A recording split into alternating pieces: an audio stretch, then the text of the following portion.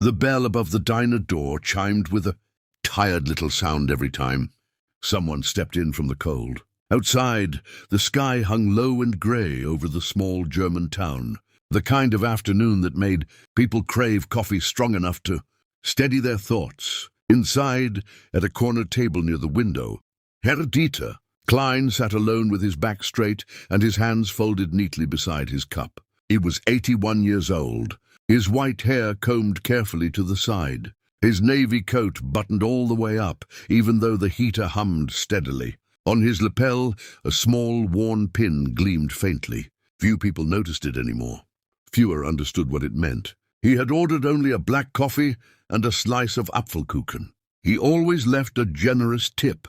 The younger crowd at the center table had been loud since they arrived. Leather jackets, heavy boots, laughter sharpened by arrogance. One of them, a broad-shouldered man with a shaved head and a snake tattoo curling up his neck, kept glancing toward the old veteran.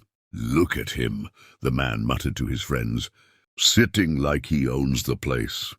Herr Klein pretended not to hear. He had learned long ago that silence often carried more dignity than argument. When the waitress brought his cake, his hands trembled slightly as he reached for the fork. The tremor embarrassed him. Once those hands had been steady under far worse conditions. Once they had carried wounded men from burning vehicles. Once they had written letters home by candlelight in a barracks far from this quiet street. The shaved-headed man suddenly stood and swaggered over. "You fought in the war, didn't you?" he asked loudly, not a question but an accusation. Herr Klein looked up slowly. His blue eyes were faded but clear. "Yes," he answered. "For what?" "For nothing," the man scoffed. "Old men like you think you're heroes." A hush spread through the diner. Cutlery paused mid-air. The waitress froze behind the counter. Herr Klein swallowed. "I fought because I was 19 and afraid," he said calmly, "and because I hoped my son would never have to." The man's lip curled. "Spare us the lecture." Without warning, his hand lashed out. The slap cracked through the diner like a gunshot. Herr Klein's head snapped to the side. His glasses flew off, skidding across the floor. The coffee cup tipped, dark liquid, spreading across the table and dripping onto his coat. For a moment, no one moved. The old man blinked, disoriented. His cheek burned. He tasted blood where his lip had split. More than the pain, it was the humiliation that hollowed his chest. 81 years of surviving loss, rebuilding a life from rubble, raising a child alone after his wife passed. And here he was, struck like he was nothing. "Leave him alone," the waitress whispered, her voice shaking. The thug laughed. "Or what?" The bell above the door chimed again. This time the sound was swallowed by a deeper vibration. The low rumble of engines rolled in from outside, growing louder, closer, until the diner windows trembled faintly. Everyone turned. Through the glass, black motorcycles lined the street one by one, chrome gleaming under the grey sky. Heavy boots hit the pavement. Leather vests bore a name that most people only whispered about. Hell's Angels. The diner door opened slowly. A tall man stepped in first. His beard was streaked with grey, his shoulders broad beneath worn leather. His eyes scanned the room once, calmly, assessing. Behind him, several others followed, silent, imposing. The shaved-headed thug took a step back, suddenly unsure.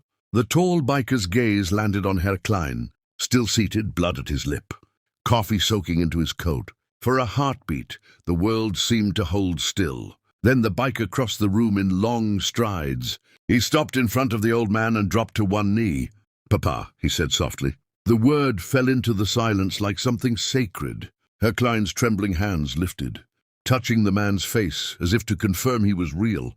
"Matthias," he breathed. The room shifted. The air itself seemed to change. Matthias stood slowly, turning toward the thug. His expression was not explosive rage. It was worse. It was controlled. "You touched him," Matthias said, his voice low and steady.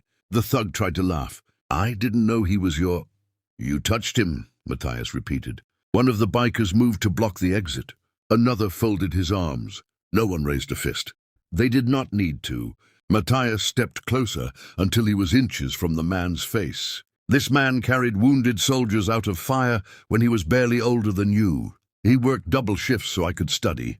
He buried my mother and never once complained. And you think he deserves your hand on his face? The thug's bravado drained visibly. I was just joking. Is that what you call it? Matthias asked quietly. Herr Klein's voice broke through. Matthias.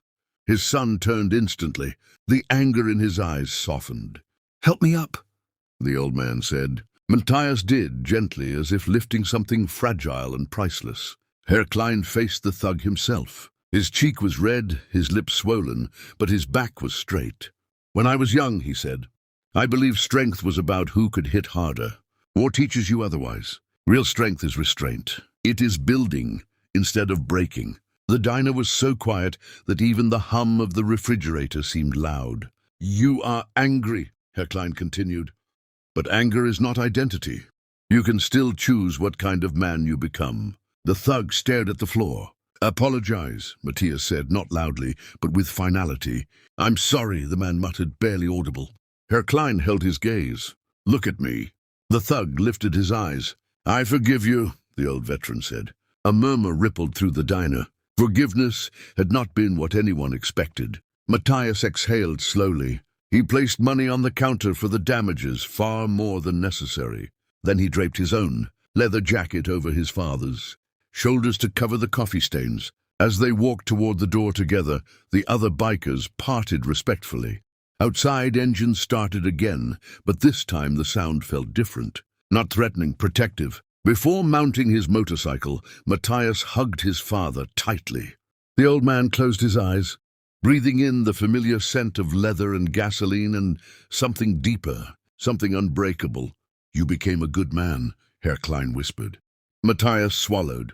Because of you. The motorcycles roared to life and rolled down the street, leaving behind a silence filled with reflection.